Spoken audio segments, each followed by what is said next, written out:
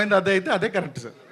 అదేనండి, మీకు అదే ట్రైలర్లో అదే అర్థమైందంటే అదే కరెక్ట్. కాదు కాదు, సంక్రాంతికి వస్తున్నాం, గిఫ్ట్లు ఇచ్చాము, తమ్ముడు స్టోరీ కూడా అలానే రివ్యూ సుబ్బారావు గారు మారి ట్రైలర్ చూసి ఇంకో కథ చెప్పారు. అట్లా అందుకే ఎవరు మీకు తమ్ముడు కథ కరెక్ట్ చెప్పిన వాళ్ళకి మళ్ళీ ప్రొడ్యూసర్ గా గిఫ్ట్.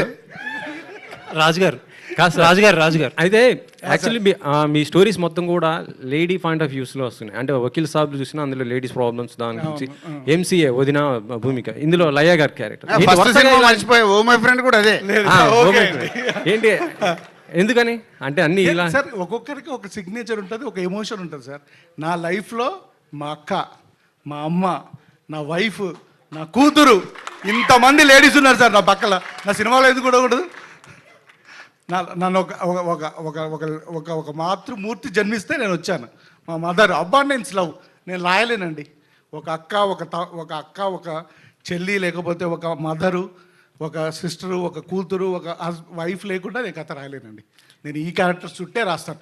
నేను సైన్స్ ఫిక్షన్ చేసిన ఇదే రాస్తాను, టైం ట్రావెల్ చేసిన ఇదే రాస్తాను. ఇప్పుడు ఇది ఒక ప్యారలల్ స్క్రీన్ ప్లే, ఇలాంటి ఒక ప్యారలల్ స్క్రీన్ ప్లే రాసిన అదే చేస్తానండి. నాతో వాళ్ళు ఇచ్చిన ఎమోషన్స్ దొరికిందిగా అన్నీ ఉన్నాయండి నా దగ్గర, నేను అవి పంచుకుంటాను.